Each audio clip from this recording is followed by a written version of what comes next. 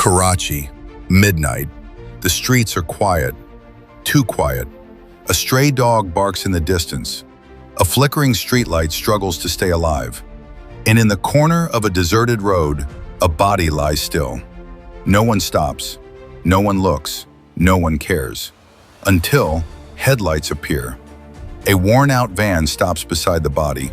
The door creaks open. A thin man steps out. Simple clothes, rubber slippers, a calm face, but eyes that have seen too much.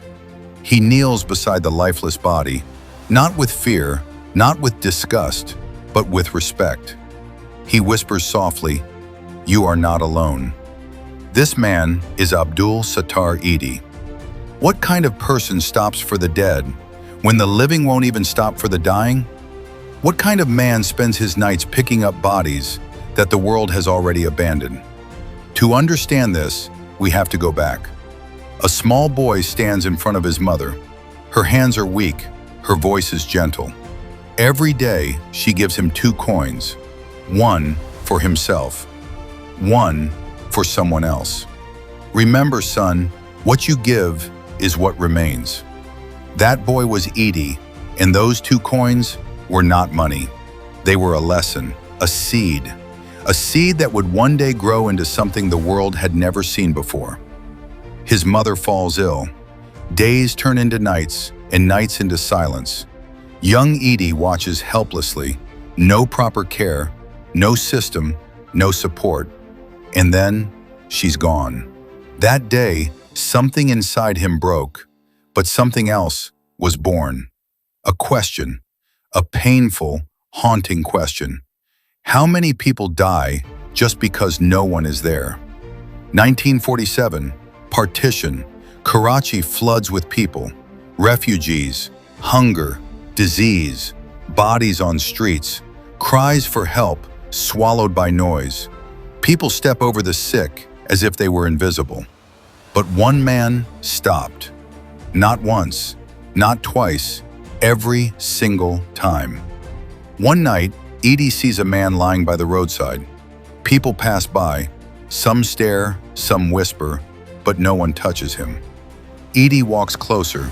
He hesitates, just for a second, not because he is afraid of death, but because he realizes something terrifying.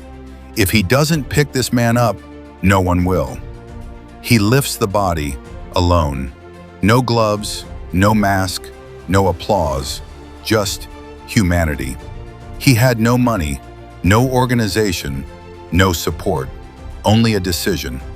He bought an old van, painted it white. That van became Pakistan's first lifeline. But here's the truth no one talks about. Sometimes he didn't arrive in time. Sometimes the person was already gone. And every time, he carried them anyway. Because in his world, even the dead deserve dignity.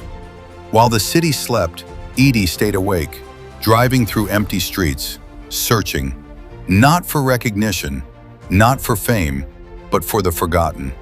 Newborn babies left in trash, old men abandoned by families, women with no shelter. He didn't ask questions, he didn't judge, he just helped. Outside his shelters, he placed cradles, a simple message written above them, and people did. Babies were left in silence, in fear, in desperation, and every time Edhi picked them up like they were his own. Hundreds, then thousands. Children who were meant to disappear were given a chance to live. He could have been rich. Donations came from everywhere. But Edhi owned almost nothing. 2 pairs of clothes, a small room, a simple bed. Because he believed something most of us don't. My life is not mine. It belongs to those who need it. Years pass, his work grows, ambulances multiply, shelters expand. The world begins to notice, awards, recognition, praise. But Edhi stays the same. No security, no luxury, no change. Because for him, this was never about being seen. It was about seeing those no one else could. 2016, the man who carried thousands now lies still. The same silence, the same stillness. But this time, the streets are not empty. They are filled with people, with tears, with stories. Stories of lives he saved, of hands he held, of dignity he restored. Remember that body lying alone on the street? The one no one stopped for? Now ask yourself, if you were there, would you stop? Because Edhi is gone. The van may still run, the foundation may still exist, but the question he left behind is still waiting for an answer.